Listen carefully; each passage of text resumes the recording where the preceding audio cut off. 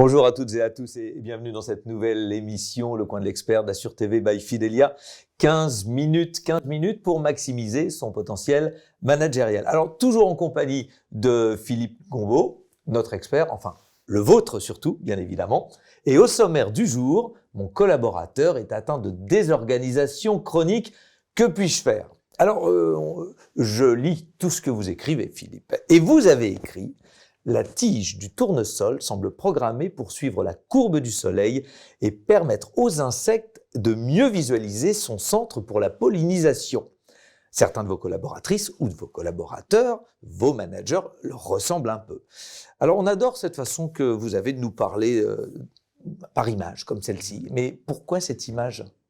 Alors, vous avez remarqué, je suis sûr que vous connaissez des gens qui sont comme ces tiges de tournesol ou comme le tournesol et la perception qu'ils vous en donnent. C'est-à-dire, ce sont des gens extrêmement enthousiastes, des gens qui se lèvent le matin avec des yeux rieurs et qui sont optimistes quant à la façon dont la journée risque de se dérouler. Peut-être seront-ils déçus en fin de journée. Ceci étant dit, quand ils se lèvent, c'est un peu prospère, youpla boum, et la vie, c'est un peu du pain d'épices, quoi. Ah, je crois en connaître quelques-uns. Mais quel lien avec la tendance à être plutôt désorganisé ? Alors effectivement, ça paraît un petit peu aux antipodes en termes d'explication, mais en réalité, les gens qui sont comme ça ont une tendance à rire d'eux-mêmes. C'est l'apanage de ceux qui savent rire d'eux-mêmes et qui sont capables, si vous voulez, d'être tellement centrés sur la relation. C'est leur soleil, la relation, c'est leur soleil. Ils suivent tellement la relation qu'ils pourraient en oublier souvent, pas toujours, mais parfois, l'organisation, parce qu'ils sont centrés d'abord sur la relation. En réalité, ce sont des gens qui vous diront souvent, écoute, laisse-moi mon fatras, je sais me retrouver dedans. Ah, vous avez un exemple récurrent de ce type de tendance ? Oui, un exemple vraiment récurrent. C'est ce collègue que vous connaissez, ce manager ou ce collaborateur que vous connaissez, qui sait, tout comme vous et moi, que nous avons une réunion à 9h du matin. Bien. Et il sait où se trouve la salle et il part de son bureau en même temps que tout le monde. Mais il se trouve que sur le chemin, il va recevoir un coup de téléphone de quelqu'un qu'il apprécie beaucoup. Il est tellement centré sur la relation qu'il risque d'en oublier, dans ce cas-là, l'organisation. Et il va arriver évidemment plutôt 3 minutes en retard que 3 minutes en avance. Et quand il va rentrer dans la salle, il n'aura de cesse le sourire aux lèvres de vous expliquer qui c'est qu'il a eu au téléphone et pourquoi c'était important qu'il continue de parler avec lui. Et cette situation, c'est une situation dans l'entreprise qui se reproduit souvent. Et ces gens-là vont être jugés sur ce comportement-là. Alors, je pense maintenant à quelqu'un que je connais très très bien. C'est encore aussi, si vous voulez, pour reprendre un deuxième exemple, celui ou celle qui arrive le lundi matin au bureau et que j'appelle le bisou-bisou. Voilà, c'est celui qui était très malheureux pendant la pandémie, évidemment, parce qu'il ne pouvait pas étreindre, il ne pouvait pas embrasser, il ne pouvait pas prendre le visage dans les deux mains pour dire combien il apprécie de travailler avec vous. Mais c'est quelqu'un, effectivement, qui fait souvent dévier la conversation, qui est un petit peu le roi de la blagounette, même quand le travail est sérieux, ça ne l'empêche pas effectivement de plaisanter. Et c'est quelqu'un de tactile. Voilà, c'est quelqu'un qui aime vous tenir la main assez longtemps et qui va la garder dans la sienne pendant un moment. Voilà. C'est un optimiste relationnel et il est du genre à dédramatiser les situations et vous dire ne t'inquiète pas, demain ça ira mieux. Voilà, il est optimiste par nature, par essence. D'ailleurs, quand il vous envoie un mail, s'il vous connaît, il ne fera pas ça avec son manager s'il ne le connaît pas bien. Mais s'il le connaît bien, il pourrait se le permettre. Le mail termine toujours par merci, smiley, smiley, smiley, et point d'exclamation, point d'exclamation, point d'exclamation. Et alors, en effet, il n'y a que les autres en face qui sont inquiets dans cette situation. Vous nous avez expliqué lors de notre dernière émission qu'il valait mieux chercher à intégrer cette limite ou ce genre de limite. On parlait de l'impatience dans cette dernière émission. On ne parlait pas de la tendance à la désorganisation. Mais alors là, dans ce cas, plutôt que de chercher à combattre une fois de plus cette désorganisation, est-ce que c'est pareil ? Alors, le principe est le même. Il faut l'intégrer et essayer de l'apprécier, se convaincre que derrière cette manifestation comportementale qui peut avoir ses dérapages, comme l'impatience les avait l'autre jour, il y a énormément de forces encore associées, de qualités associées.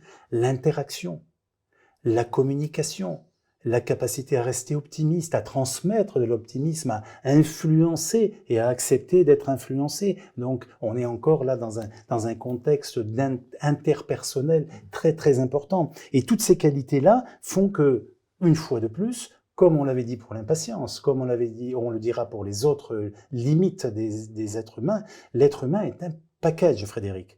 C'est-à-dire que, comme on le voit sur le schéma là, que je peux vous montrer maintenant, voyez, nous avons une zone de force qui, vous le remarquez, n'est pas très importante. Puis nous avons une zone de faiblesse qui est beaucoup plus importante et qui se termine par une limite que je vous ai dit maintes et maintes fois qu'il fallait considérer comme sacrée. En dessous, l'ombre positive de ce schéma-là, de ce package force, faiblesse, limite, c'est ce qu'on appelle l'environnement optimal du collaborateur. Et beaucoup de managers voudraient commettre l'erreur, lorsqu'ils voient cette limite, par exemple la désorganisation en l'occurrence aujourd'hui, ou lorsqu'ils voient quelques faiblesses, de mettre un coup de ciseau pour ne conserver que les forces. Mais c'est impossible, Frédéric, c'est impossible. Vous êtes, pardonnez-moi, un magnifique package, j'en suis un autre, et le monde entier est fait de packages. Et on ne peut pas mettre des coups de ciseaux comme ça aussi facilement, se séparer des faiblesses et des limites, elles vont avec. Chacun est un tout, ce que vous appelez un package. Alors comment peut-on arriver à gérer ce package dont la limite est cette forte tendance à la désorganisation ? Bien, un autre exemple si vous voulez. S'il vous plaît. Une personne que j'accompagnais dans le cadre d'un groupe touristique où il y avait un spa, et dans ce spa ils étaient très bien organisés, ils avaient gagné des awards nationaux tellement le spa était connu et avait du mérite de bien fonctionner. Et cette dame qui dirigeait le spa avait un problème particulier. Elle avait une collaboratrice qui ne suivait pas les procédures. Donc on imagine ce que c'est qu'un spa, on accueille des personnes qui vont aller dans une piscine, qui vont recevoir des bains, des massages, qui vont être accompagnés, mais il y a tout un tas de procédures, même sanitaires, très très importantes. Et cette collaboratrice ne respectait pas les procédures. Donc cette personne était tout à fait navrée de constater que de mois en mois, elle n'arrivait pas à convaincre sa collaboratrice de respecter les procédures. Et pourtant, elle me dit, je la convoque dans mon bureau systématiquement, tous les lundis, je lui demande pourquoi, encore une fois de plus, elle n'a pas respecté les procédures la semaine d'avant. À chaque fois, je crois que ça va le faire, puis finalement, ça ne le fait pas. Bon. Donc, j'en déduis donc que la limite que cette dame a, parce qu'elle m'avait précisé aussi, j'ai oublié de vous le dire, elle m'avait précisé que cette dame était très sympathique et très relationnelle. Donc j'en déduis que si elle est très relationnelle et qu'elle n'est pas organisationnelle, sa limite pourrait bien être la désorganisation. Alors, on peut se mettre évidemment à la place de ce manager. Ce doit être alors vraiment bien compliqué et bien difficile de collaborer avec une collaboratrice ou un collaborateur qui ne respecte jamais les procédures finalement. Bien entendu. Et puis il faut donner raison à ce manager qui constatait que les procédures n'étaient pas respectées. À son point de vue, étaient forcément les bons. La question n'est pas là. La question c'est comment recentrer une personne qui aurait cette tendance à la désorganisation. C'est ça la question. Comment la recentrer ? Parce que je lui ai demandé si à chaque fois qu'elle voulait la recentrer, qu'est-ce qu'elle ressentait elle ? Et elle m'a dit qu'elle ressentait qu'elle n'était pas respectée, puisque elle-même était très orientée à règles, normes, process. Donc elle se sentait un petit peu trahie par sa collaboratrice et elle avait la tendance inverse, on va dire. Vous avez pu vérifier tout ça ? Oui, j'ai pu le vérifier parce qu'elle m'a expliqué, comme je vous le disais, que tous les lundis, elle l'a convoqué, mais de façon absolument formelle. Et quand vous convoquez quelqu'un de façon formelle un lundi matin, alors qu'il est centré relation interpersonnelle et pas organisation, pas règle, process, vous le bloquez, vous le paniquez à l'intérieur. C'est une personne qui va arriver le lundi matin à votre bureau avec un nœud au ventre, qui tout le week-end aura réfléchi comment se défendre, et qui va arriver même avec peut-être un degré d'agressivité vraiment très significatif. Alors je lui ai demandé si ce type de convocation formelle qu'elle faisait avait porté du fruit. Elle me dit non, absolument pas, je n'y arrive pas. Non. Vous avez la clé pour ce genre de limite, hein, Oui. pour ce cas évoqué? Oui, j'ai la clé et je lui ai proposé d'utiliser cette clé. Voilà. Je lui ai donc proposé l'attitude suivante. Je lui ai dit, voilà, la prochaine fois que cette situation se présentera, aborde ta collaboratrice différemment. Et je lui ai proposé une attitude en respectant son libre arbitre, en lui disant tu n'es pas obligé de me suivre, mais expérimente. Voilà, c'est toujours ça. Il faut expérimenter pour se rendre compte si ça marche ou si ça ne marche pas. Toujours tenter. Ben oui. Donc je lui ai proposé d'aller s'asseoir au bord de la piscine du spa avec sa collaboratrice, donc de se mettre dans la tenue qu'il faut, avec serviette de bain et tout ce qu'il faut pour être dans la même condition que sa collaboratrice qui accueille aussi les clientes et qui va les accompagner même jusque dans la piscine. En décontraction. En décontraction. Surtout, ne lui parle pas job, ne lui parle pas boulot. Voilà.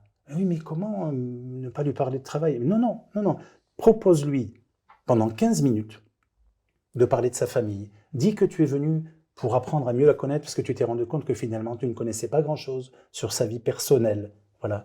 Et pose-lui des questions sur sa famille, sur ses amis, si c'est possible, sans être intrusive, bien entendu, en gardant tout le respect qu'il faut. Mais elle va vouloir te parler de travail. Elle va vouloir t'en parler parce que tu l'as habituée à cela. Mais refuse de lui parler job pendant 15 minutes. Et ne parle de rien d'autre. Tu vas beaucoup apprendre sur sa vie et tu vas amener chez elle de l'optimisme relationnel. Et alors, de quelle façon a-t-elle accueilli votre suggestion, Philippe?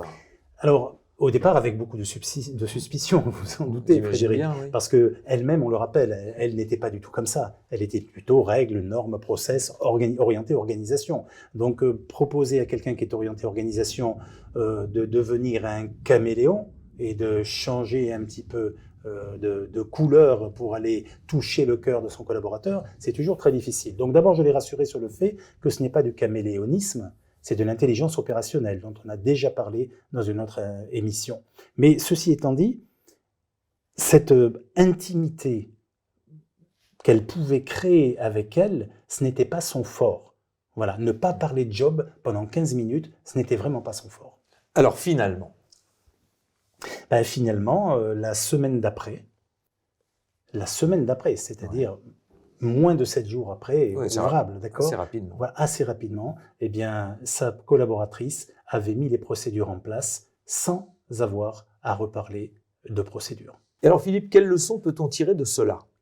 Eh bien, il y a plusieurs leçons, mais la première, je crois que c'est qu'il faut savoir aller sur le terrain de l'autre. Voilà. Il ne faut pas camper sur sa position. Si nous campons sur notre position alors que l'autre est un petit peu opposé à nous en termes de préférence, on va avoir une guerre permanente et notre façon de faire passer les conseils ne va pas porter ses fruits. Donc il faut aller sur le terrain de l'autre en essayant de satisfaire le besoin. Si je satisfais le besoin, je diminue la peur, je mets l'autre plus à l'aise avec moi et avec la situation, et ça élargit ce que j'appelle le cercle de confiance. Ça s'appelle l'humanité. C'est ça, exactement. Ça, c'est la première leçon. La deuxième, c'est que être dévoué à une entreprise ou à son manager, ça tombe pas du ciel. Il faut créer des points de confiance suffisants pour que la personne ait envie de se dévouer, comme ça a été le cas de cette dame pour son manager. Et ça, ce sont des points de confiance qui sont personnels et qui sont inconscients. Mais une fois que j'ai trouvé la limite de mon collaborateur, nous parlions l'autre fois de l'impatience, et cette fois-ci de la désorganisation, eh bien, si je vais sur ce terrain-là en respectant la limite, je vais créer ces points de confiance et je vais obtenir un dévouement beaucoup plus grand. Expérimentez-le, c'est ce que je dis aux managers, expérimentez-le. Bien, alors sur ce principe, je vous propose de nous parler une prochaine fois d'un autre type de limite, si vous êtes d'accord. Oui, absolument. Il y a un troisième grand type de limite dont on peut parler. Vous savez, ce sont ces collaborateurs dont on se plaint que parfois, trop souvent, ils n'osent pas. Ils n'osent pas parler, ils n'osent pas expliquer, ils n'osent pas prendre d'initiative. En fait, il s'agit de l'effacement. C'est une bonne idée. Alors partons sur ce thème une prochaine fois. Le thème sera le suivant. ma collaboratrice ou mon collaborateur est atteint d'effacement durable et constant. Que dois-je faire? Bon, merci Philippe Gombaud. Merci. On se retrouve très vite pour un nouveau rendez-vous, le coin de l'expert d'Assure TV by Fidelia. À très vite.